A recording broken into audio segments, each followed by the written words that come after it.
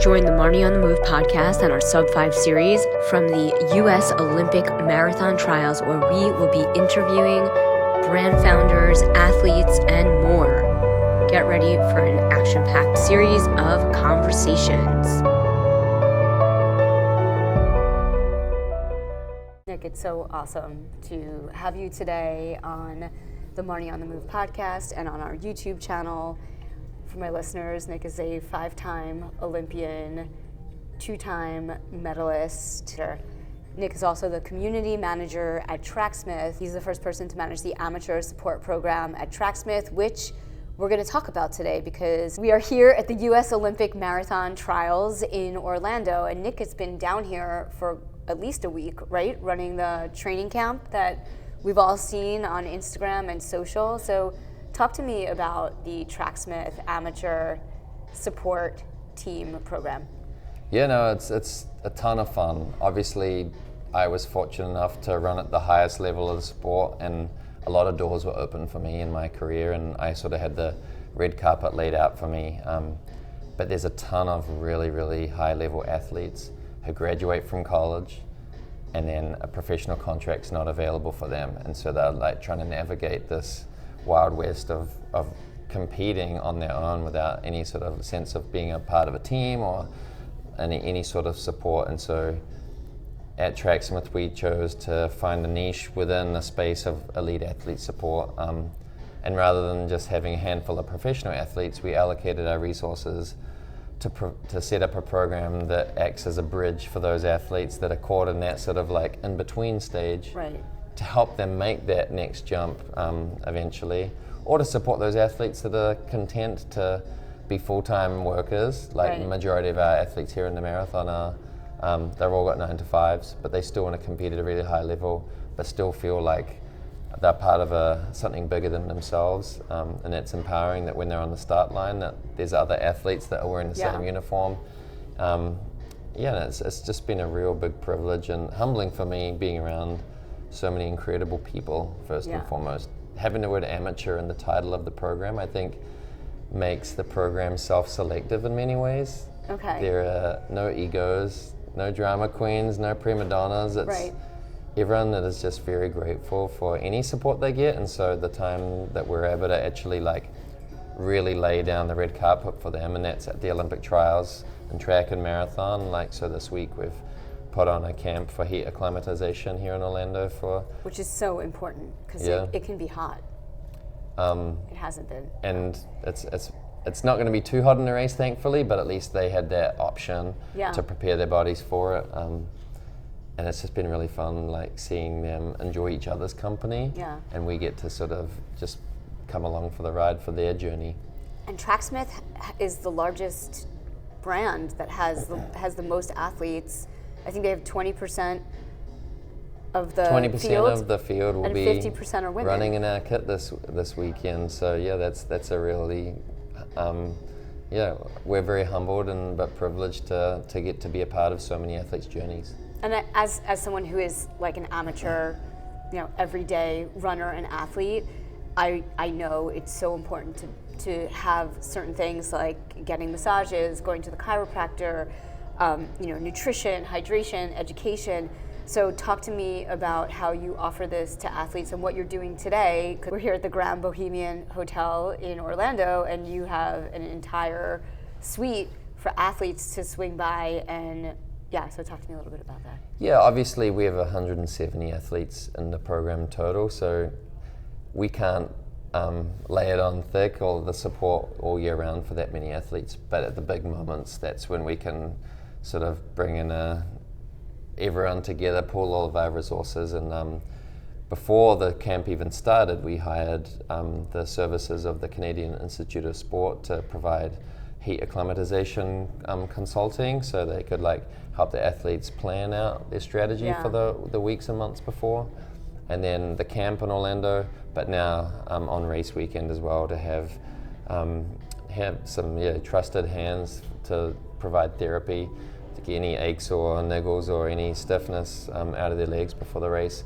But I think more so it's just the emotional support to know that they're not here in Orlando on their own. They've got a whole team and a whole brand behind them, and that's something that I definitely felt in my career, and so as an now I Olympian. get to sort of be on the other side of the equation, and it feels really, it's a great privilege to be able to do that. That's really nice, because I think when you're a professional athlete, you have a lot of resources. Yeah, I could get 2 massages every week, no problem. I mean, it's also, but you work really hard to earn your Olympic medals and to be a professional athlete at the same time. You know, people are harder than other people. No harder than other people. Probably just harder than me, because I'm like the fair weather athlete. Yeah. Yeah. What you mentioned, heat acclimatization and heat acclimatization and heat acclimation are slightly two different things. Okay. I've learned through this process. Okay.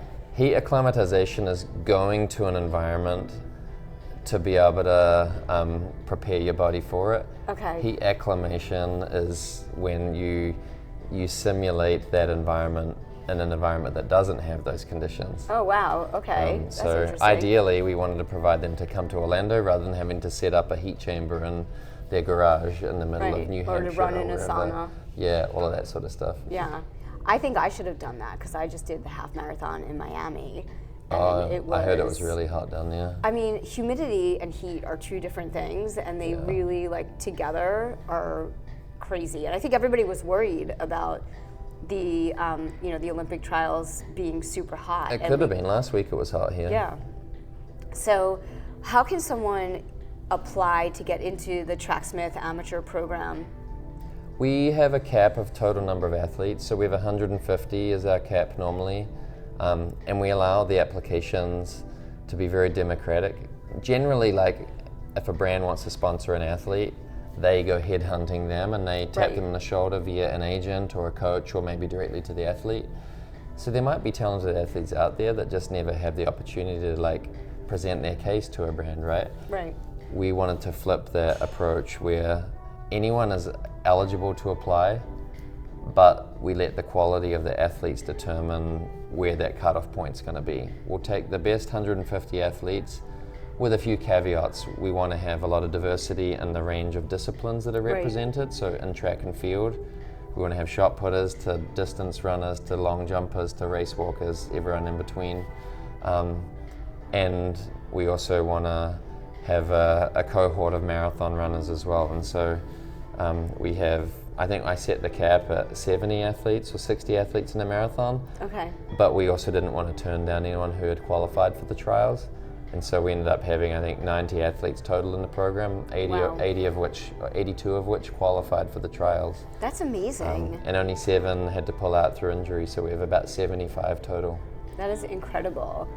And so, is there a time of year where people can apply, or is it every year? How does it work? January 1st is when we open, and we'll admit the first wave. Maybe 60% of the program will get filled in that first month. February 1st was the cutoff, so that's today as I'm talking. But I definitely don't want to fill it up immediately in case there are opportunities of some really talented athletes. But that's the process. But the way we've found is as the programs become more known, the cutoff is pretty much those who can qualify for the Olympic trials in track or the marathon. So it has become very selective in that regard, and so that's not always easy to have to say no to someone who's a very accomplished runner. Yeah. But I'm letting the athletes choose what the level is by the level of interest in the program. Awesome, that's really cool. So are they in the program for the year, or is it ongoing? How long are they in the program? The program, so long as they choose, will last for the calendar year. Okay. But where we differ, and I guess my main selling point to the really high level athletes, is that they are free to leave anytime they choose. Okay. So if someone makes an Olympic team and they get a door knock from a big sponsor to come and offer them hundreds of thousands of dollars, they're free to leave. Right. And so this isn't a risky decision to join the program. It doesn't limit their opportunities afterwards. And so it's a stepping stone. We want them to be able to graduate out afterwards if possible. But at the end of the year, even if they were a US champion or not, they need to reapply and go through that process again. So we try and keep it real meritocracy. Awesome. And now as an Olympian, where are you now with your running? Are you still running? Do you enjoy running? Now that you're not competing professionally? Yeah, ran seriously for a huge portion of my life, like Yeah. 25 years, like every day was focused towards trying to be the best runner I possibly could be, and that was an awesome experience and pursuit, but I needed a break. Like Yeah. once I let go of that feeling where I have to run today and I don't have a choice, now whenever I've gone through that motion, like I don't have to run today, so if I don't want to, I'm not going to. Yeah. And I allowed that freedom to be expressed, but I got to the point where I would go 2 weeks or 3 weeks without running a step and not even realize that had happened. Oh wow. Okay. And That's interesting. I gained 20, 25 pounds, and like, okay, this probably isn't that healthy. Like, what if it gets to 50 or 100? You know, Right. like Yeah. if that happens in only a space of 12 months, that's probably not good for my health. And I was getting a bit depressed as well. Okay. So yeah, I've tried to turn the tables a little bit, and now I'm running probably 3 or 4 times a week, and Cool. mostly on a treadmill at nighttime after my kids are asleep. Right. How old are your kids? I have 3 boys. Okay. Well, my wife and I have 3 boys, Cool. and they're 10, 6, and 1. Okay. Wow. So before, running always took priority, and they would always support my career, but now it's time for that to be flipped, and they're the priority. So That's great. I squeeze in some exercise when I can. So did you, like when you started running, and this is my last question, but like when you started running, like what got you there? Like what inspired you to start running? Yeah, I was, I guess, fortunate that my family was involved in track and field before I was born. My dad was the announcer at all the track meets, even the national track meets. Oh wow, okay. So my family was very heavily involved in like the organization and participation. So my older In New sibling Zealand? in New Zealand.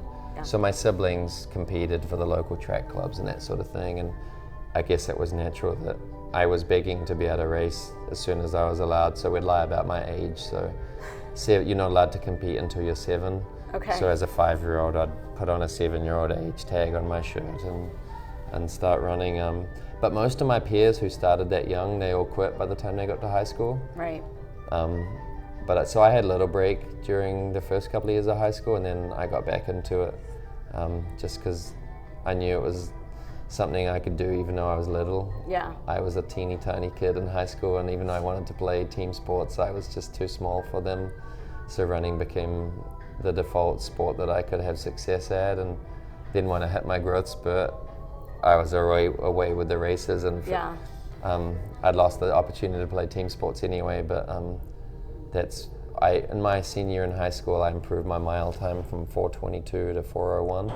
Wow. When I hit my growth spurt. And so once that happened, it basically opened the doors to like, this could be something that could get That's you out of amazing. New Zealand to America on a scholarship and to go to school and go to the Olympics and all that sort of stuff. Yeah. So the path was sort of charted for me from that point on. And what did you love about running? Just your passion. What I love most about running is getting out into the trails.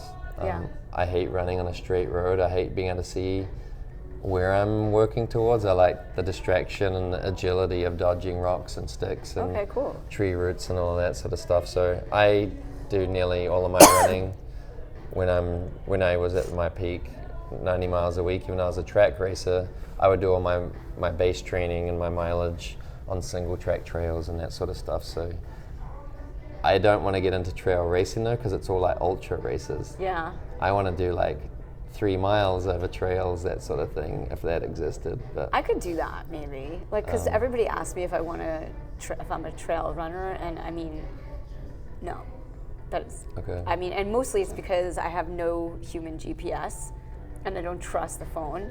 So like, Casio watch. Okay, so I don't know, like I don't really feel like getting lost somewhere like that I don't know, and so I think that's the first thing, and then I'm also like, you know, really flexible, so like all I need to do is trip over a rock and it's game over for anything else. But I do. See, I've never twisted my ankle because like, knock on wood. I've been fortunate to Yeah. have really stiff ankles. So Yeah. So I mean, I think it's like, I think that's amazing though. Well, this has been super awesome. Yeah, I mean, thanks thank you. for hopping on and No, you're doing welcome. this quick chat with me.